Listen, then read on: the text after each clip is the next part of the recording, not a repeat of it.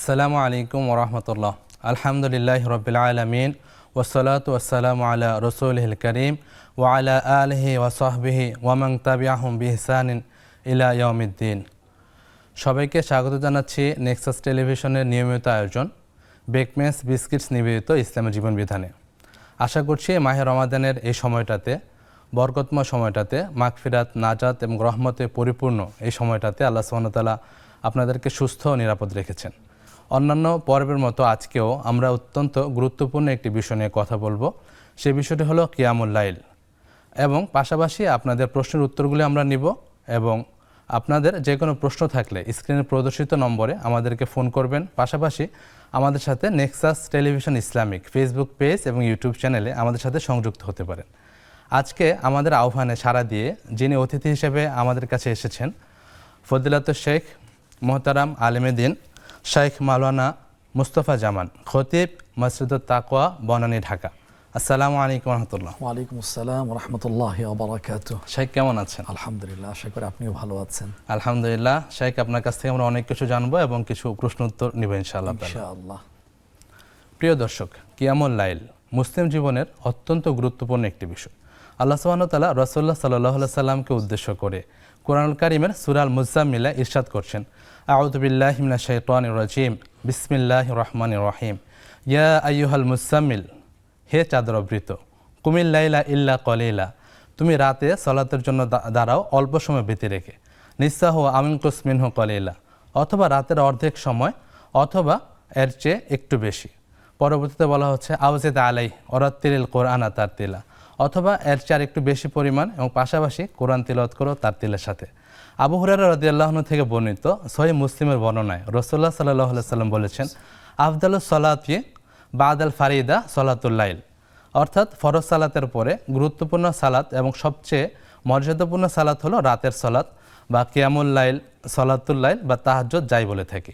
এই সম্পর্কে আমরা শাইখের কাছ থেকে আরও বিস্তারিত জানব। শাইখ, আমরা তাহাজ্জুদ বা সালাতুল লাইল বা কিয়ামুল লাইলের সাথে পরিচিত, তো এই সালাতের বিধান বা ইসলাম এটাকে কিভাবে দেখে? জি, ধন্যবাদ, জাযাকাল্লাহু খাইরান। মাহে রমাদানে আমরা অবস্থান করছি, বছরের সেরা। যে বা যারা রমাদান জীবনে পেয়েছে, পরম সৌভাগ্যের বিষয়, তারা অর্জন করেছে। যে মাসের জন্য বিশ্বনবী, নবী সভাপতি মুহাম্মদুর রাসূলুল্লাহ সাল্লাল্লাহু আলাইহি ওয়াসাল্লাম অপেক্ষা করতেন, 2 মাস আগের থেকে উদ্গ্রীব থাকতেন। তার হাতে গড়া শ্রেষ্ঠ শ্রেণী সাহাবায়ে কেরাম রাদিয়াল্লাহু তাআলা আলাইহিম আজমাইন, তারা 6টা মাস আগের থেকে দোয়া করতেন। সেই মাস আমরা পেয়েছি আমাদের যোগ্যতায়, স্বাস্থ্যের বলে, অর্থের বলে, জ্ঞান বলে কোনোটাই না, শুধুমাত্র আল্লাহ সুবহানাহু ওয়া তাআলার দয়ায় আমরা পেয়েছি। করণীয় কি? মনের মাধুরী মিশিয়ে ইবাদত করা। প্রতিটা মুহূর্ত আল্লাহর কাছে অনেক অনেক দামি। অল্প পরিসরে এত দামি কথা বলেও শেষ করা যাবে না। তবে আজকের যে টপিক, সেই আলোচনায় আমরা থাকার চেষ্টা করছি। প্রথম কথা হলো কিয়ামুল লাইল, 2টো শব্দ। প্রথম শব্দ হলো কিয়াম, দাঁড়ানো, যার শাব্দিক অর্থ, আর লাইল হচ্ছে রাত্র। কিয়ামুল লাইল কোরআন সুন্নাহর একটা বিশেষ পরিভাষা। এই 2টো শব্দ দিয়ে বোঝায় সালাতুল লাইল, রাতের নামাজ, সারা বছরের করণীয় ইবাদত, লোভনীয় ইবাদত, যার মাধ্যমে খালেক, মালিক, বিশ্ব প্রতিপালক আল্লাহ সুবহানাহু ওয়া তাআলার সাথে তার সম্পর্ক নিবিড় হয়। সম্পর্ক যদি বিচ্ছিন্ন থাকে, সম্পর্ক জোড়া লাগে। সুবহানাল্লাহ। এখন এটা দিয়ে কি বোঝানো হয়ে থাকে? রাতের নামাজ তো অনেকগুলো নামাজ আছে, যেমন রমাদান মাসের একটি লোভনীয় অনন্য ইবাদত হচ্ছে তারাবির নামাজ, তারপরে তাহাজ্জুদের নামাজ আছে। কোনটা বোঝানো হয়? এটা দিয়ে সবগুলোই বোঝানো হয়ে থাকে, তবে একটু পার্থক্য আছে। তারাবি এটা আলাদা একটা বিষয়, তাহাজ্জুদ এটা আলাদা বিষয়। কেন? তাহাজ্জুদ সারা বছর পড়ার সুযোগ আছে, আল্লাহ তাআলা নির্দেশ দিয়েছেন। সূরা বনী ইসরাঈল 15তম পারা, হাফিজে কোরআন শরীফের 8ম পৃষ্ঠায়, ওয়া মিনাল লাইলি ফাতাহাজ্জাদ বিহি নাফিলাতাল লাক, রাতের একটা অংশ নফল হিসাবে, অতিরিক্ত ঐচ্ছিক হিসাবে তুমি নফল যেটা তাহাজ্জুদ সেটা আদায় করো। এটা তো রমাদানের বাইরে পড়ার সুযোগ আছে, কিন্তু তারাবি প্রশ্ন নিচ্ছে ইনশাআল্লাহ।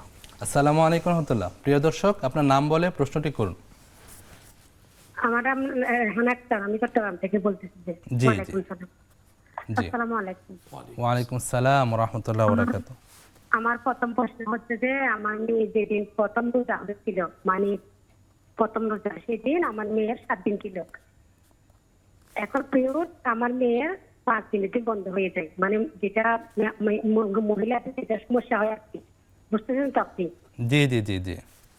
মানে আমার মেয়ে 5 দিনের দিন ভালো হয়ে যায়, কিন্তু যেদিন রমজান হয়েছে সেদিন হচ্ছে যে প্রথম রোজা, সেদিন হয়েছে যে 7 দিন বরাবর। তা আমার মেয়ে সেদিন থেকে রোজা রেখেছে, এখন এই রোজাটা হবে কিনা। আর আচ্ছা। দ্বিতীয় প্রশ্ন হচ্ছে যে তারাবি নামাজ কি সুন্নত নাকি নফল, আর তারাবি নামাজের সেজদায় বাংলা দোয়া করা যাবে কিনা? আচ্ছা আচ্ছা বোন, বুঝতে পেরেছি। অন্য কোনো প্রশ্ন আছে? অসংখ্য ধন্যবাদ বোন, আমরা জানবো ইনশাআল্লাহ। জি, আমরা শেখ যে বলছিলেন। হ্যাঁ, তাহলে রমাদান মাসে তাহাজ্জুদ, রমাদানের বাহিরে তাহাজ্জুদ আছে, কিন্তু কিয়ামুল লাইল দিয়ে আরেকটা বোঝানো হয়। রমাদানের জন্য বিশেষ রাতের ইবাদত হলো তারাবির নামাজ। তারাবি রমাদানের জন্য তারাবি আর তাহাজ্জুদ এক নয়। রমাদানের এই মাসে তারাবি আর কিয়ামুল লাইল এক নয়, এটা আলাদা জিনিস। এখন এই বিশেষ রাতের নামাজ রমাদানের ক্ষেত্রে সেটা হলো তারাবি।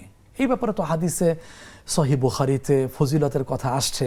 আমরা যদি শুনতে চাই, রাসূল আসলামের পবিত্র জবান থেকে নিঃসৃত লোভনীয় সুসংবাদ হচ্ছে যে মান কামা রমাদান ঈমানান ওয়া ইহতিসাবান গুফিরা লাহু মা তাকাদ্দামা মিন যামবি। যে ব্যক্তি ঈমান লাগবে, ঈমান সহকারে সওয়াব হবে, সে আশা নিয়ে রাত জাগছে, দাঁড়াচ্ছে, ডিউটি পালন করছে, সেটা নয়। ঈমানের পাশাপাশি সওয়াবের আশা নিয়ে এই তারাবির নামাজ আদায় করবে। বড় সুসংবাদ হচ্ছে গুফিরা লাহু মা তাকাদ্দামা মিন যামবি, অতীতের সব গুনাহ মাফ করে দেওয়া হবে। সুবহানাল্লাহ। এই গুনাহ বলতে সাগীরা গুনাহ, কবিরা গুনার জন্য তো তওবা লাগবে। আর এর বাহিরে আছে তাহাজ্জুদ, ওই কিয়ামুল লাইল, যেটা আপনি ভূমিকাতে সুন্দর করে 29তম পারা বিখ্যাত সূরা মুজাম্মিল, আল্লাহ সুবহানাহু ওয়া তাআলা প্রিয়তম নবী মুহাম্মদ সাল্লাল্লাহু আলাইহি ওয়াসাল্লামকে সম্বোধন করে বলছেন তুমি উঠে যাও। এরপরে আবার আরেকটি আয়াতও সেই একই বক্তব্য, একই সম্বোধন, ইয়া আইয়ুহাল মুদ্দাথির কুম ফাআনজির, হে চাদর আবৃত তুমি উঠে যাও, জাতিকে সতর্ক করো, সাবধান করো। এখন এই কিয়ামুল লাইল ফজিলত তো এটা আছে, এটা লোভনীয়, যেটা বাকি 11 মাস করা সম্ভব নয়। তারপরে কোরআন নাজিলের মাসে কোরআন অনেকের পক্ষে তেলাওয়াত করা সম্ভব হয় না, তারপর অনেকে শুদ্ধ করে পড়তেও পারেন না, অথবা পড়ার সুযোগ আছে এতক্ষণ দাঁড়িয়ে নিজে নিজে পড়ার সুযোগ নেয়, চাকরি, ব্যবসা, বিভিন্ন ব্যস্ততার কারণে। আর রমাজানে কত সওয়াব বেড়ে যায় নামাজে আল্লাহর সামনে দাঁড়িয়ে, এটা ক্যালকুলেটর দিয়ে হিসাব করে সম্ভবই না কত যে সওয়াব আল্লাহ তাআলা দেবেন, আল্লাহই ভালো জানেন। প্রাসঙ্গিক একটা কথা বলি, যদি নামাজে শুরুতে ইমামের সাথে মান কামা মাআল ইমাম, ইমামের সাথে যদি শুরু থেকে অংশগ্রহণ করে যুক্ত থাকে, হাত্তা ইয়ানসারিফ, হাদিসের বক্তব্য হলো ইমাম চলে যাওয়া পর্যন্ত, শেষ হওয়া পর্যন্ত থাকে, কুতিবা লাহু কিয়ামুল লাইলা, পুরো রাত ইবাদতের সওয়াব আল্লাহ তাআলা আমাদেরকে দান করে দিবেন। এমন না যে আমি আসছি, প্রথমে হাজিরা দিলাম, আমি প্রেজেন্ট আছি, পরবর্তীতে আমি বিদায় জানিয়ে চলে গেলাম, তাহলে হবে না। আমি যদি শেষ পর্যন্ত থাকি, আমার কথা ইঙ্গিতে যারা যা বোঝার বুঝে নেওয়ার অনুরোধ করছি। এখন শেষ পর্যন্ত আমি যদি থাকি, তাহলে আমি যে বাসায় গিয়ে খেলাম, আমি বাসায় গিয়ে ঘুমালাম। আসসালামু আলাইকুম রাহমাতুল্লাহ। প্রিয় দর্শক, নাম বলুন, প্রশ্ন করুন। জি, আসসালামু আলাইকুম ওয়া রাহমাতুল্লাহ। আমি খুশিদা বেগম বলছিলাম বাড্ডা থেকে। ওয়ালাইকুম আসসালাম ওয়া রাহমাতুল্লাহ। জি বলুন। ভাই, আমার একটা প্রশ্ন, আমার হাজবেন্ড মারা গেছে আজকে 13 দিন। এখন আমাকে সবাই জোর করছে নাকের ফুল, কানের ফুল, হাতে চুড়ি খুলে বলার জন্য। তো এখন আমার মেয়ে খুলতে দেয় নাই, ওটা কি আমার গুনাহ হবে না আমার ওগুলো পালন করতে হবে? আচ্ছা, বিষয়টা জানবো আমরা ইনশাআল্লাহ। জি, ধন্যবাদ আপনাকে। যে শেখ বলছিলেন, ইমামের সাথে যদি শুরু থেকে শেষ পর্যন্ত থাকা হয়, সবর, ইখতিয়ার, আল্লাহর কাছ থেকে মাগফিরাত, ক্ষমার মাস, অপরন্ত পুরস্কার পাওয়ার আশায়, তাহলে সারা রাত ইবাদত করার সওয়াব পাওয়া যাবে। এটা কত সহজ, অল্পতে সারা রাত ইবাদতের সওয়াব পাওয়ার সুবর্ণ সুযোগ। এই যে ইমামের সাথে শেষ পর্যন্ত থাকা হচ্ছে, এরপরে কিন্তু বাসায় গিয়ে ঘুমানো হচ্ছে, স্ত্রীর হক আদায় করা হচ্ছে, ঘুমে শরীরটা ফুরফুরি হচ্ছে, মেজাজটা ঠিক থাকছে, সারা রাত ইবাদতের সওয়াব দেওয়া হচ্ছে। কিয়ামুল লাইল রমাদান মাসে এটা বিশেষ অন্যতম প্রধান ইবাদত হচ্ছে তারাবির নামাজ। এরপরে শেষ রাতে যেটা তাহাজ্জুদ পড়া হয়, সেটার ফজিলত বর্ণনা করে শেষ করা যাবে না। সেই ব্যাপারে হাদিসে আসছে, যে নামাজের ব্যাপারে আলাদা একটা কমপ্লিট আয়াত নাজিল করেছেন সূরা আস-সাজদা 21তম পারা, হাফিজে কোরআন শরীফের 15তম পৃষ্ঠা আসছে। আল্লাহর বক্তব্য, আল্লাহর কথা কোরআনের ভাষায়, তাতাজাফা জুনুবুহুম জুনুবুহুম আনিল মাদাজি ইয়াদউনা রাব্বাহুম খাউফান ওয়া তামা। তাদের প্রশংসা, নাক টেনে যারা ঘুমাচ্ছে তা না, ওয়ান্নাসু নিয়াম। হাদিসে আসছে মানুষ যখন ঘুমে বিভোর থাকে তখন আরামের বিছানাটাকে তো সে ত্যাগ করে পার্শ্বকে বিছানা থেকে পৃথক করে আল্লাহর জন্য দাঁড়িয়ে যায়, আল্লাহর সামনে দাঁড়িয়ে যায়। ইয়াদউ খাউফান ওয়া তামা, ভয়ে আশাবাদী হয়ে তাদের প্রশংসা আল্লাহ পাক আয়াত নাজিল করেছেন। এমন বক্তব্য আসছে যারা এই তাহাজ্জুদ নামাজ পড়ে যাবে রমাদানের বাহিরে, আর আজকের যে টপিক, যে শব্দটা চুজ করা হয়েছে কিয়ামুল লাইল, এটা যে করে যাবে কবরে তাকে চাপ দেওয়া হবে কিন্তু সে টের পাবে না, আল্লাহ সে ব্যথাটা অনুভব করবে না। আল্লাহ। কত বড় লোভনীয় দাবুস সালিহিন, হাদিসে আসছে এটা নেককার মানুষদের ছিল অভ্যাস। আল্লাহ আল্লাহ আমাদের তৌফিক দান করুন। ইনশাআল্লাহ। প্রশ্ন নিচ্ছে সে। হ্যাঁ, ইনশাআল্লাহ। আসসালামু আলাইকুম রহমতুল্লাহ। প্রিয় দর্শক শুনতে পাচ্ছি। ওয়ালাইকুম আসসালাম। আমি একটা প্রশ্ন তারাবির নামাজের বিষয়ে। জি তারাবির নামাজটি মহিলারা মনে করেন 4-5 জন কিংবা 5-7 জন মিলে একসাথে পড়ানো, একবারে অন্য অন্য বাসায় মনে করেন 4-5 জন 7-8 জন এরকম পড়া যাবে? আচ্ছা, বিষয়টি জানবো আমরা ইনশাআল্লাহ। ধন্যবাদ আপনাকে শেখ। আমরা প্রশ্ন যাচ্ছি ইনশাআল্লাহ। জি ইনশাআল্লাহ। আমাদের প্রথম বোন জুলেখা যিনি প্রশ্ন করেছেন যে প্রথম রোজার সময় ওনার মেয়ের মাসিক চলছিল, 5 দিন বা 7 দিন চলছিল, পরে মাসিকের ব্লিডিং বন্ধ হয়ে গিয়েছিল, পরে সিয়াম রেখেছেন, আবার গিয়ে মাসিকের ব্লিডিংটা হচ্ছে। এই ক্ষেত্রে ওনার করণীয় কি, বা প্রশ্নের আলোকে যদি উত্তরটা হ্যাঁ, ঠিক আছে। আমি আপনার কাছে যতটুকু শুনতে পাচ্ছি, বুঝতে পারছি, সেটা হলো বিগত বছরে বিগত কোন একটা রমাদানের কথা আমাদের সাথে শেয়ার করেছেন। দিনের বেলা যদি বন্ধ হয়ে যায়, জি আর একটা হাদিস যেটা আছে, যেটা হানাফি মাযহাবের দলিল হিসেবে নেওয়া হয়েছে, সেটা হলো আকাল্লুল, যেটা সর্বনিম্ন টাইম হলো 3 দিন আর সর্বোচ্চ হলো 10 দিন। সেক্ষেত্রে যদি 3 দিনের চেয়ে বেশি সময় হওয়ার পরে যদি বন্ধ হয়ে যায় 5 দিনের মাথায়, দিনের বেলা যদি বন্ধ হয়ে যায়, সারাদিন আপনি খাবেন না, রোজার প্রতি সম্মান প্রদর্শন করতে গিয়ে এরপরে তো রোজা রাখবেন। এরপর যদি আবার দেখা দেয় রোজা রাখতে গিয়ে যদি এমন হয়ে থাকে, পিছনের সময় যদি অভ্যাস থেকে থাকে 7 দিন, 5 দিনের পরে বন্ধ হওয়ার পর রাখা শুরু করেছেন, তো রাখলেন, আবার দেখা যায় 1 দিন বা 2 দিন পরে আর শুরু হয়েছে, তাহলে তো আর রাখবেন না। যদি এমন হতে পারে অভ্যাসের মধ্যে চলে আসছে, আর আমাদের সেই দলিলের আলোকে বক্তব্য হলো সর্বোচ্চ 10 দিন, এর মধ্যে যদি হয়ে থাকে সেটা তো উনি রাখবেন না, সেটার কাজা পরবর্তীতে উনি আদায় করে নেবেন। জাযাকাল্লাহ। আশা করি প্রিয় দর্শক বুঝতে পেরেছেন। যদি আপনার কখনো মাসিকের সময়সীমা 5 দিনের জায়গায় 7 দিনও হয়, আমাদের একটা মত হলো যে 10 দিন পর্যন্ত সর্বোচ্চ হতে পারে। তো এই সময়ের মধ্যে হলে আমরা এটা মাসিক হিসেবে ধরবো, এবং ওই সময় যদি আমাদের ফরজ সিয়াম থাকে ওই সময় এটা পালন করব না, পরবর্তীতে কাজা করে নিব। প্রিয় দর্শক, আপনারা দেখছিলেন আপনাদের প্রিয় অনুষ্ঠান নেক্সাস বিস্কিটস নিবেদিত ইসলামের জীবন বিধান। নিচ্ছে একটি ছোট্ট বিরতি, ফিরছি কিছুক্ষণ পর, আমাদের সাথেই থাকুন।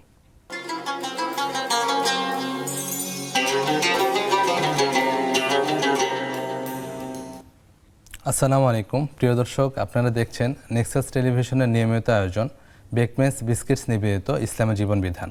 বিরতির পর আবারও সবাইকে স্বাগত জানাচ্ছি। আসসালামু আলাইকুম। আসসালামু আলাইকুম শেখ, স্বাগত আরেকবার। জি, বারাকাল্লাহু ফিক।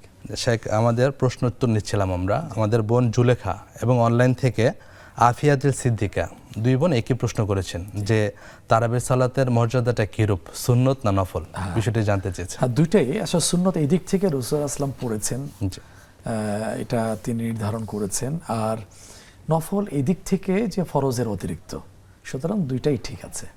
ফজিলত, হ্যাঁ, হাদিসে তো আসছে, আমরা শুরুতে কিছুটা আলোচনা করার চেষ্টা করেছিলাম, যেমন কামা রমাদানা ঈমানান ওয়া ইহতিসাবান গুফিরা লাহু মা তাকাদ্দামা মিন যামবি, ঈমান সহকারে সওয়াবের আশা নিয়ে যে ব্যক্তি এই তারাবি আদায় করবে তার অতীতের সব গুনাহ মাফ করে দেওয়া হবে। সুবহানাল্লাহ, সুবহানাল্লাহ। তারপরে এইটার মধ্য দিয়ে যদি কোরআন তেলাওয়াত করা সম্ভব হয়, কোরআন শ্রবণ করা যদি সম্ভব হয়, এক খতম কোরআন যদি পড়া বা শ্রবণ করা সম্ভব হয়, বিপুল সওয়াব তার হয়ে যাচ্ছে। সুবহানাল্লাহ। অন্তত এক শব্দ পড়ার বা একটা হরফ পড়ার যে 10টা নেকি সেটা পাচ্ছেন অন্য সময়। জি জি। আর রমাদানে তো এটা আরো বেশি বেড়ে যায়, নামাজে তো আরো বেড়ে যায়। জি শেখ, যার যত ইখলাস থাকবে, ইখলাস হিসাবে সওয়াব আল্লাহ বাড়াবেন। কত বাড়াবেন? আল্লাহু ইউদাইফু লিমান ইয়াশা, এটা আল্লাহই ভালো জানেন। তবে তাড়াহুড়া না, 4G 5G গতিতে না, ধীরে সুস্থে খুশু খুশু একাগ্রতা একনিষ্ঠতার সাথে। সে আপনি যদি একটু দর্শকদের বলতেন যে রাসূলুল্লাহ সাল্লাল্লাহু আলাইহি সাল্লামের রাতের সালাত বা কিয়ামুল লাইলটা কিরূপ ছিল?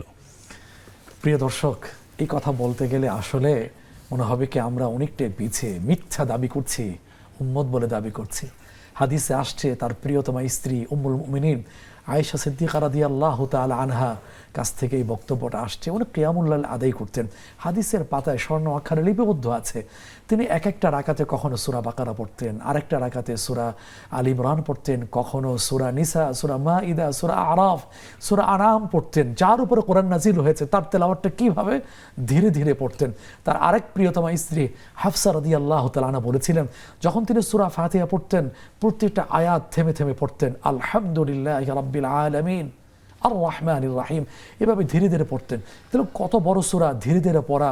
ওই বড় সূরা বিশিষ্ট রাকাতের রুকু সাজদার তাসবিহগুলো কেমন হতো? হাদিসে সেই কথা আসছে, সিত্তুন আও সাবউন, 60-70 বিশিষ্ট তাসবিহগুলো থাকতো।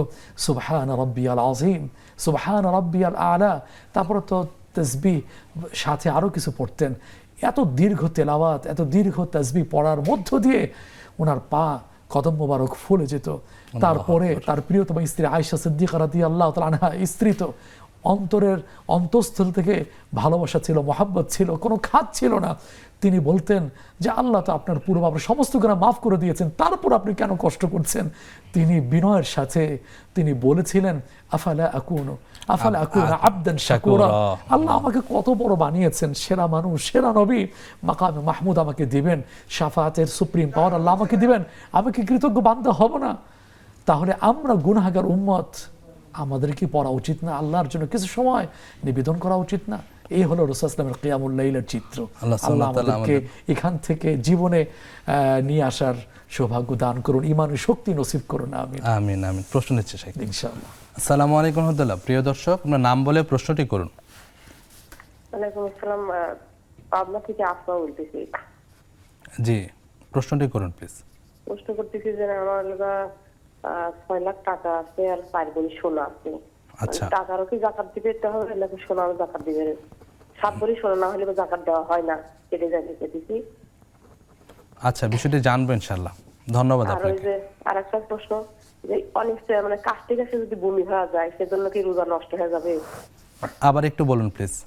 মানে কাশতে কাশতে মানে ঠান্ডা জি, লেগে কাশতে কাশতে যদি রোজা নষ্ট হয়ে যায়, বমি হয়, সেজন্য রোজা নষ্ট হবে নাকি? আচ্ছা, বিষয়টি জানবো আমরা শাইখের কাছ থেকে। জি, ধন্যবাদ আপনাকে।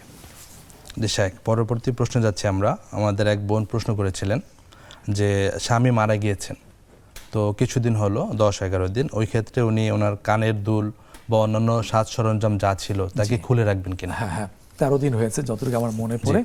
এটা আমাদের দেশে বিধবা যার স্বামী হাজবেন্ড ইন্তিকাল করেছেন, এটা বাড়াবাড়ি হয় না।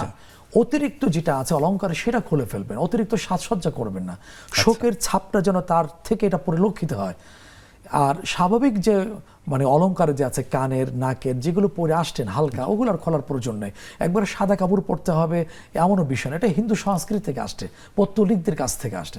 স্বাভাবিক যে ড্রেস ওইটা পরবেন, স্বাভাবিক যে অলংকার করে পরে আসছেন সেটাই পরবেন, কিন্তু অতিরিক্ত পরবেন না, অতিরিক্ত সজ্জা গ্রহণ করবেন না। এটা সে কতদিন পর্যন্ত ইদ্দতটা? এটা তো হলো 4 মাস 10 দিন। আচ্ছা, ঠিক আছে, জাযাকাল্লাহ খাইর। জি, আরেকজন প্রশ্ন করেছিলেন, এখানে প্রাসঙ্গিক একটু কথা আছে, যাদের মারা গেছেন সেটা মানে প্রাসঙ্গিক একটু কথা বলিনি, সরি, সেটা হলো সূরা তালাকে আসতে আজকেন উহুন্না মিন হাইতু সাকানতুম মিন ওয়াজিদিকুম, স্বামীর যে ঘর যে আছে আবাসন সেখানেই থাকবেন, পারতপক্ষে বিশেষ প্রয়োজন ছাড়া ওখান থেকে অন্য কোথাও যাবেন না, তবে নিরাপত্তা আগে, নিরাপত্তার প্রয়োজনে, একান্ত প্রয়োজনে যেতে হবে। পারেন। তার অ্যাকাউন্ট আছে, তার এখন টাকা তুলতে হবে, না হলে তো জীবনমান এখানে থেমে থাকবে, সেটা প্রয়োজনে যাবেন, কিন্তু বেড়াতে ঘোরার জন্য এনজয় করার জন্য এগুলোর জন্য কখনো বের হবেন না। জাযাকাল্লাহ। দর্শক আছেন, প্রশ্ন করছি। আসসালামু আলাইকুম ওয়া রাহমাতুল্লাহ। ওয়ালাইকুম সালাম রাহমাতুল্লাহ। জি জি হুজুর, জি আমার যাকাত যে পরিমাণ সোনা আছে, জি সেই পরিমাণ সোনার দাম ধরে প্রত্যেকে 1 লাখে 2,500 টাকা করে তো দিতে হবে। জি থেকে আর মধ্যে কি কিছু যে বাসায় পড়া কিছু সোনা বাসায় থাকে, কিছু কাটা যাবে না, পুরাটাই দিতে হবে? আচ্ছা, বিষয়টি আমরা জানবো ইনশাল্লাহ। ধন্যবাদ আপনাকে। জি শেখ, আমরা পরবর্তী প্রশ্নে যাচ্ছি। এক বোন প্রশ্ন করেছিলেন যে তারাবির সালাতে মহিলারা, আশেপাশের মহিলা মিলিয়ে 5 জন 7 জন মিলে তারা জামাত করতে পারবেন কিনা? পারবেন, কিন্তু উৎসাহিত করা হয়নি। একটা হাদিস আসছে, যেমন মদিনার উপকণ্ঠে উম্মু দারদা রাদিয়াল্লাহু তাআলা আনহা উনি মহিলা সাহাবীদেরকে নিয়ে জামাত করতেন, কিন্তু এমনি মহিলা মা বোনদের উৎসাহিত করা হয়নি, কারণ তাদের ঘর আছে, সংসার আছে, স্বামীর অবর্তমানে সংসার দেখভালের একটা দায়িত্ব আছে, মানে মাসউলাতুন, তারা হলেন ঘরের পরিচালিকা। করতে পারেন, কিন্তু উৎসাহিত করা হয়নি। আচ্ছা, জাযাকাল্লাহ খাইর। বারাকাল্লাহু ফিক। আর একজন প্রশ্ন করেছেন আমাদের অনলাইনে, মিমি আক্তার। তিনি তার ওই নানি আর্থিক দিক থেকে আপনার অসহায়, বাসায় বাসায় কাজ করেন, আর তার দাদি আছেন 100-র উপরে বয়স। তো তিনি তার দাদির জন্য ব্যয় করা যে আপনার ফিদিয়া অথবা আপনার কাফারা হিসেবে যে আদায় করবেন, তা নানিকে দিতে পারবেন কি? না, নানি দাদি দিতে পারবেন না। এটা উপরে নিচে যে আছে, মা বাবার বাবা, এরা দিতে পারবেন না। নিচে ঠিক আবার সন্তান নাতি এদেরকে দিতে পারবেন না। এটা তার দায়িত্বের মধ্যে আছে। দায়িত্বের মধ্য থেকে এই যাকাত, ফিতরা, কাফারা এগুলো না দিয়ে নিজের থেকে তাদেরকে ভরণ পোষণের ব্যবস্থা করবেন, পরিবারের অংশ হিসেবে কাজ করবেন এবং তার দেখভাল করবেন পুরোপুরি। ইনশাআল্লাহ। জাযাকাল্লাহ শেখ। আরেকজন প্রশ্ন করেছিলেন, ওনার কাছে 4 ভরি সোনা আছে আর নির্দিষ্ট পরিমাণ টাকা আছে। তো আমরা তো জানি স্বর্ণের নিসাব হলো আপনার 7.5 তোলা হওয়া। তো ওইখানে দুইটার সম্মিলিত হিসেবে কি যাকাতটা আসবে, নাকি ইন্ডিভিজুয়াল আলাদা করে স্বর্ণ এবং কি টাকা আলাদা হিসেব হবে? টাকা নেই, ক্যাশ নেই, শুধু স্বর্ণ আছে। সেই ক্ষেত্রে মার্জিন যেটা আছে, নিসাব আছে 7.5 ভরি, রূপার ক্ষেত্রে 52 ভরি বা রূপা। জি। এটা যদি থাকে, টাকা যদি না থাকে, ওইটা আলাদাভাবে এটা হিসাবে আসবে। দেখা যায় কিছু স্বর্ণ আছে, নিসাব পরিমাণ নেই, কিছু রূপা আছে, নিসাব পরিমাণ নেই, অর্থ আছে, সবগুলো মিলিয়ে যদি স্বর্ণের নিসাবে যদি হয়ে যায় অথবা রূপার নিসাবে যদি হয়ে যায়, তো যাকাত ফরজ হয়ে যাবে। তবে ওলামায়ে কেরাম এখন বলেন যে কোনটা ধরা হবে, কোনটা ধরতে হবে। তারা বলে থাকেন গরিবদের উপকৃত হওয়ার দিক বিবেচনা করে যাকাত তার সংখ্যা বৃদ্ধি পাবে, সে আশাকে সামনে রেখে রূপার নিসাবটা ধরতে বলেন। সম্মিলিতভাবে স্বর্ণ, রূপা এবং টাকা পয়সা যা আছে সবকিছু মিলিয়ে রূপার নিসাবে যদি হয়ে থাকে, জি জি, তাহলে সেক্ষেত্রে যাকাত তার সংখ্যা বেড়ে যাবে। ফলে কি হবে, রেজাল্টটা কি? গরিব শ্রেণী বেশি উপকৃত হবে। আর আজকে বর্তমানে কত টাকা, 70 থেকে 80 হাজার টাকা যে রিক্সা চালায়, দিনমজুর, দেখা যায় অনেকের ক্ষেত্রে সঞ্চিত 70-80 হাজার টাকা থেকে থাকে মৌলিক প্রয়োজনের অতিরিক্ত। যাকাত ফরজ হচ্ছে, এটা তো তার কাছ থেকে খসানো হচ্ছে না, বরং তাকে পবিত্র করছে, তার সম্পদকে পবিত্র করছে। ফরজ দানের জন্য বড় সওয়াবের সে হকদার হচ্ছে। আল্লাহ তাআলা আমাদের কবুল করুন এবং এই বিষয়ে আরো সচেতন করুন। প্রিয় দর্শক, আপনারা দেখছেন আপনাদের প্রিয় অনুষ্ঠান বেকমেন্স বিস্কিটস নিবেদিত ইসলামী জীবন বিধান। নিচ্ছে আরেকটি বিরতি, ফিরছি কিছুক্ষণ পর, আমাদের সাথেই থাকুন।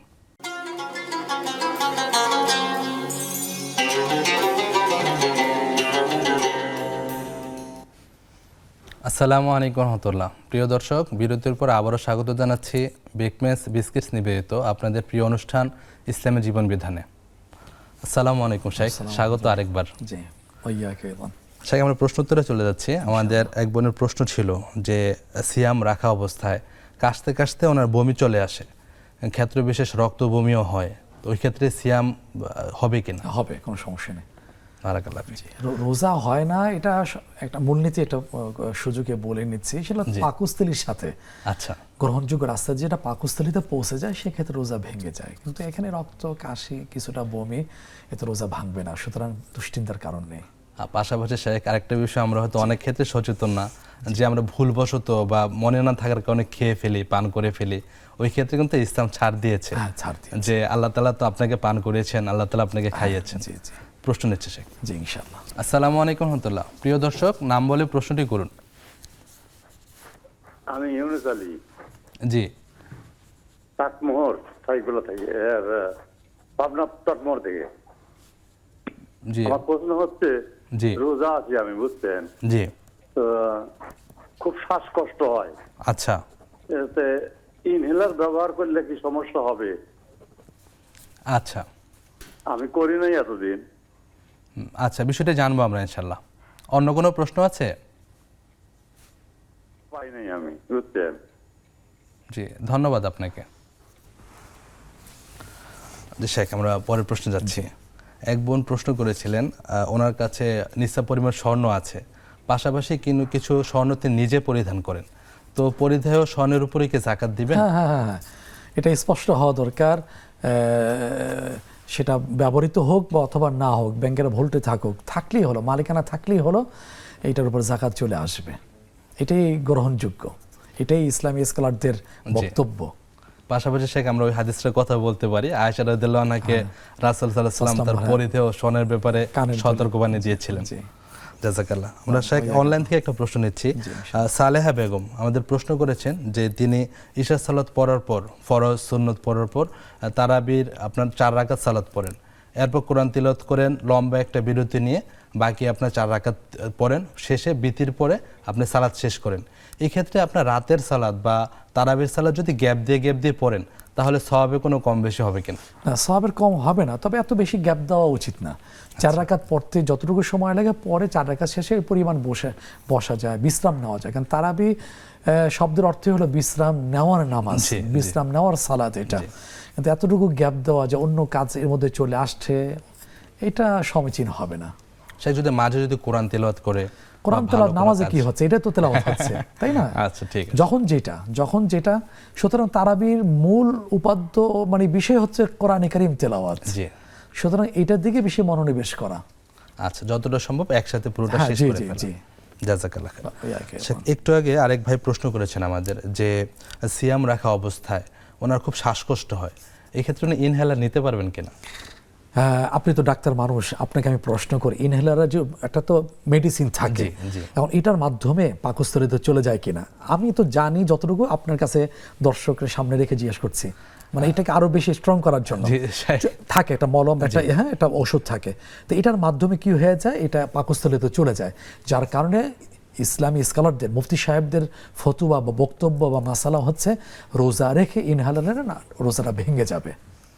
জাযাকাল্লাহ খাইর। আমি একটু যোগ করছি যে বর্তমান সময়ে মুসলিম স্কলারদের বা একটা কনফারেন্স হয়েছিল ডক্টরদের এবং স্কলারদের নিয়ে, ইনহেলারের ব্যাপারটাতে যে বিষয়টা এসেছে সাহেব, যতটুকু অংশ নেওয়া হয় ওষুধটা আপনার সর্বোচ্চ 10 মিলি লিকুইডের মধ্যে নেওয়া হয়, আর এটা হলো সাহেব স্প্রের মাধ্যমে খুব অল্প সংখ্যক অংশ পাকস্থলীতে যায়, বেশিরভাগ অংশটাই শ্বাসনালীতে যায়। তো ওই ক্ষেত্রে আপনার সম্মানের সাথে আমি বলছি যে কিছু সংখ্যক স্কলার বলেছেন যেহেতু ইমার্জেন্সি তার জীবন রক্ষা দরকার, পাশাপাশি সিয়াম পালনও দরকার, এই ক্ষেত্রে ইনহেলার ব্যবহারের মনে সুযোগ আছে। এখন এই বিষয়টা আরো গবেষণা করেছেন উপমহাদেশের একজন বড় আলেম আল্লামা তকি উসমানী হাফিজাহুল্লাহ, উনি এখনো বেঁচে আছেন, যিনি শাইখুল আরব ওয়াল আজম, আরবদের কাছেও তিনি গ্রহণযোগ্য ব্যক্তিত্ব। ওনার একটা ফতুয়া হচ্ছে গবেষণা লব্ধ যেটা, সেটা হলো না ইনহেলারের মাধ্যমে এটা চলে যাচ্ছে, যার কারণে এটা রোজা ভেঙে যাওয়ার কারণ। এখন যদি ওই মতটাও আমরা যদি সম্মানের সাথে সামনে নিয়ে আসে, তো সতর্কতামূলক এড়িয়ে যাওয়াটাই নিরাপদ, যদি সুযোগ থাকে। সুযোগ তো ফরজ তো, ফরজ তো, জি। আর যদি এতটা আশঙ্কাজনক হয়ে থাকে, ওনার জন্য তো রুখসাত আছে, সুযোগ আছে। কারণ সূরা বাকারা 2য় পারা 6ষ্ঠ পৃষ্ঠা 7ম পৃষ্ঠা অভিন্ন বক্তব্য আসছে, ফামান কানা মিনকুম মারিদান আও আলা সাফারিন। এই যে মারিদান, যদি অসুস্থ থাকে, রাখার মতন যদি আর্থিক সঙ্গতি যদি না থাকে, শারীরিক সঙ্গতি যদি না থাকে, ঠিক আছে, পরবর্তীতে উনি রাখবেন। আর যদি এমন হয়ে থাকে মানে জীবন ছায়ান্নপরিত হয়েছেন, সেখান থেকে সুস্থ হওয়ার আর কোনো সম্ভাবনা নেই, তাহলে তো ফাফিদিয়াতুম মিন তাআমিন, এখানে পরের লাইনে তো আল্লাহ বলে দিয়েছেন ফিদিয়া দিয়ে দিবেন, এক একটা সিয়ামের জন্য এক একটা ফিতরা উনি দিয়ে দিবেন, শেষ। সহজ হিসাব, এত নিজের উপর তো চাপিয়ে নেওয়ার কোনো সুযোগ নেই। লা ইউকাল্লিফুল্লাহু নাফসান ইল্লা উসআহা, আল্লাহ তো সাধ্যের বাহিরে কোন হুকুম চাপিয়ে দেননি। প্রশ্ন নিচ্ছে। জি, আসসালামু আলাইকুম প্রিয় দর্শক, আপনার প্রশ্নটি করুন। ওয়ালাইকুম সালাম ওয়া রাহমাতুল্লাহি ওয়া বারাকাতুহু। আমার 4টি প্রশ্ন। জি। প্রথম প্রশ্ন হচ্ছে ওই যে মানে অসুস্থ রোগীর জন্য যে মানে ফিদিয়া দেওয়া হয়, মানে অভাবীদেরকে, জি, একসঙ্গে সে অভাবী ব্যক্তি একসঙ্গে কি মানে 2 এর অধিক বা 1 এর অধিক ব্যক্তির কাছ থেকে ফিদিয়া নেওয়া নিতে পারবে কিনা? আচ্ছা, বোঝা গেছে? জি, বুঝতে পেরেছি। পরের প্রশ্নটি করুন। পরের প্রশ্ন হচ্ছে মানে হঠাৎ যদি কোনো ব্যক্তি বেহুশ হয়ে যায়, মানে তার উপরে নামাজের রক্ত চলে আসে, তখন তার উপরে কি ওই রক্তের নামাজ মানে ফরজ থাকবে? ওই রক্ত নামাজ পড়া লাগবে কিনা? হ্যাঁ, না পরে কাজা করা লাগবে কিনা ওই রক্তের নামাজ? আচ্ছা আচ্ছা, আমরা জানবো ইনশাআল্লাহ। পরের প্রশ্ন। 3 নম্বর প্রশ্ন হচ্ছে প্রথম স্বামী মারা গেলে মানে দ্বিতীয় জায়গায় বিয়ে করার পর প্রথম স্বামীর সম্পত্তির ভাগ কি ওই মহিলা পাবে? আচ্ছা, বিষয়টি জানবো আমরা ইনশাল্লাহ। অসংখ্য ধন্যবাদ আপনাকে। জি, আসসালামু আলাইকুম প্রিয় দর্শক, আপনার নাম বলে প্রশ্নটি করুন। দুঃখিত, সংযোগটি বিচ্ছিন্ন হয়েছে, সুযোগ হলে আমরা পরে আবার সংযুক্ত হব। জি শেখ, আমরা প্রশ্ন শুনছিলাম যে এক বোন প্রশ্ন করেছেন যে অসুস্থ ব্যক্তি যার পক্ষে সিয়াম পালন সম্ভব না, তার ফিদিয়া, আপনার অভাবীরা কি একাধিক লোকের ফিদিয়া গ্রহণ করতে পারবে? আমি যদি আরেকটু যোগ করি যে ধরেন ফিদিয়ার পরিমাণ এক সিয়ামের বদলে ধরেন কারো 20টা বা 30টা সিয়াম সে রাখতে পারেনি, সবগুলি ফিদিয়া কি কোনো নির্দিষ্ট ব্যক্তিকে দেওয়া যাবে কিনা? দেওয়া যাবে, একাধিক ব্যক্তিকেও দেওয়া যাবে। আচ্ছা, জি, এবং অভাবী ব্যক্তি থাকলে সে চাইলে একাধিক জন থেকে ফিদিয়া গ্রহণ করতে পারে। হ্যাঁ পারবে, সমস্যা নেই। জাযাকাল্লাহ খাইর শেখ। একজনের ফিদিয়া একাধিক প্রার্থী নিতে পারবে, জি, একজন অভাবে একাধিক ব্যক্তির কাছ থেকেও তিনি ফিদিয়া গ্রহণ করতে পারবেন। দুই দিক থেকে সুযোগ আছে। বারাকাল্লাহ ফিক। আশা করি বিষয়টি স্পষ্ট হয়েছে। ইনশাআল্লাহ। প্রিয় দর্শক, আপনারা দেখছেন নেক্সাস টেলিভিশনের নিয়মিত আয়োজন বেকমেন্স বিস্কিটস নিবেদিত ইসলামী জীবন বিধান। একটি বিরতি নিচ্ছি, ফিরছি কিছুক্ষণ পর।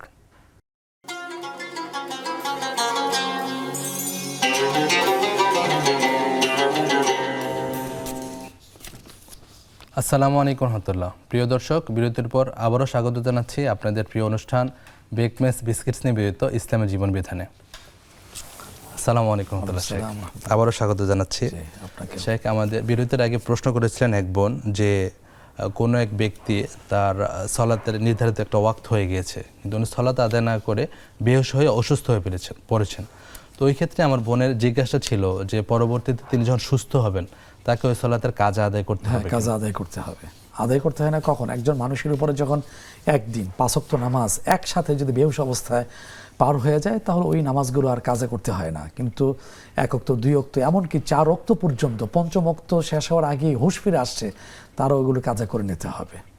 জাযাকাল্লাহ খাইর শেখ। ওয়াইয়াকুম। পরের প্রশ্ন ছিল ওই বোনের যে স্বামী মারা যাওয়ায় স্ত্রী নতুন পরিবারে গিয়েছেন, নতুন বিবাহ বন্ধনে আবদ্ধ হয়েছেন।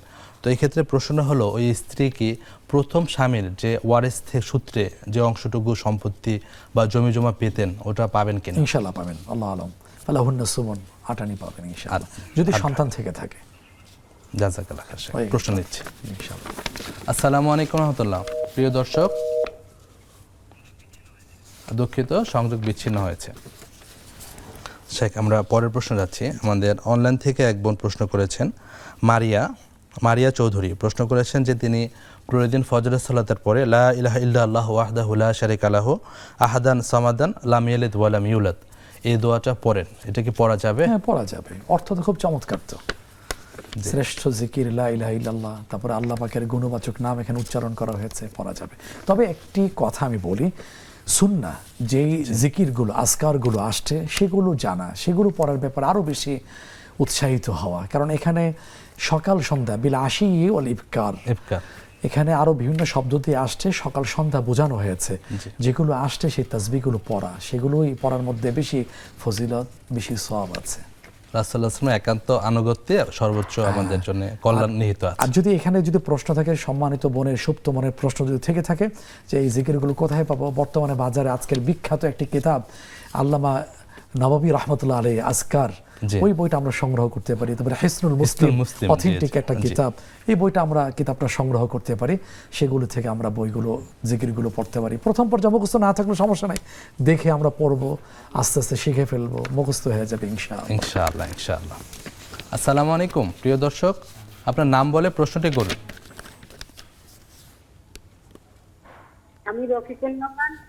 জি, আমার প্রশ্ন হচ্ছে তারাবির নামাজে আমি সূরা ফাতিহা পড়ে কোন সূরা দিয়ে না প্রতি রাকাতে, আর হচ্ছে তারাবির আমি যদি সমস্যা বা 8 রাকাত বা 12 রাকাত 16 রাকাতে তাহলে কোনো সমস্যা হবে না? বোন প্রশ্নগুলো স্পষ্ট বুঝতে পারিনি, আবার একটু বলবেন? আমার প্রশ্ন হচ্ছে তারাবির নামাজে সূরা ফাতিহার পরে যে কোনো সূরা পারবো কি? আচ্ছা, আর হচ্ছে তারাবির নামাজে 8 রাকাত বা 12 রাকাতে পড়তে পারবো কি? আচ্ছা ঠিক আছে, বিষয়গুলো জানবো আমরা ইনশাআল্লাহ। শেখ প্রিয় বোনের প্রশ্ন ছিল যে আপনার রাতের চলাতে বা তারাবিতে তিনি যে সকল সূরাগুলি সহজ হয় এই সূরাগুলি পড়তে পারবেন কিনা, বা প্রশ্নটা আপনি যেভাবে বুঝেছেন। আচ্ছা হ্যাঁ, অবশ্যই পড়তে হবে। সহজ বলতে কি, তো তার কাছে যেই কটা সূরার পুঁজি আছে উনি যদি চান আমার রাকাতগুলো দীর্ঘ হবে, নামাজগুলো লম্বা হবে, কারণ হাদিসে আসছে সালাতুল লাইলি মাসনা ওয়া মুসনা, রাতের নামাজ হবে 2 রাকাত করে। তারপরে আমরা একটা বলার চেষ্টা করেছি যে রাসূল সাল্লাল্লাহু কিয়ামুল লাইল কেমন হতো, লম্বা সূরা, লম্বা রুকু সিজদা এমন হতো। মানে আপনার কাছে যদি 5টা 10টা সূরা যদি পুঁজি থেকে থাকে, তাহলে আপনি এক রাকাতে ওগুলো একসাথেই পড়তে পারবেন এবং দ্বিতীয় রাকাতে আবার রিপিট করতে পারবেন, কোনো সমস্যা নেই। আলহামদুলিল্লাহ, আল্লাহ সুবহানাহু ওয়া তাআলা আমাদের এমন একটা দিন দিয়েছেন যাতে অনেক সহজ সাধ্য বিষয়গুলি আছে, যদি সহি ইলম থেকে থাকে আলহামদুলিল্লাহ, তাহলে সহজ মনে হয়। আলহামদুলিল্লাহ। শেখ ওই বোনের আরেকটা প্রশ্ন ছিল যে তিনি ক্লান্তির কারণে বা অক্ষমতার কারণে তিনি রাতের সালাত বা তারাবি 8 রাকাত বা 12 রাকাত পড়তে পারবেন কিনা। হ্যাঁ, পড়তে পারবেন, কোনো সমস্যা নেই। আলহামদুলিল্লাহ, এটা আইনগত দিক থেকে হলো সুন্নাহ, এটা নফল। এটা এখন উনি যদি না পারেন কোনো সমস্যা নেই, আল্লাহ তো দেখবেন। কারণ এখানে একটা কথা বলা হয়েছে, ফাআরুল্লাহ মিন আনফুসিকুম খায়রা, ওবাদ ইবনে সামিত রাদিয়াল্লাহু তাআলা থেকে বর্ণিত যে আল্লাহ তোমাদের নিয়ে ফেরেশতাদের গর্ব করেন। আল্লাহ তোমাদের ইবাদতে প্রতিযোগিতা দেখতে চান। আমাদের চরিত্রটাকে দুনিয়ার ক্ষেত্রে প্রতিযোগিতা করে, এটা আল্লাহ তাআলার কাছে এটা কাম্য নয়। আল্লাহ তাআলার কাছে কাম্য বা চান হলো ইবাদত কেন্দ্রিক, আমল কেন্দ্রিক, আখিরাত কেন্দ্রিক আমাদের প্রতিযোগিতা হবে।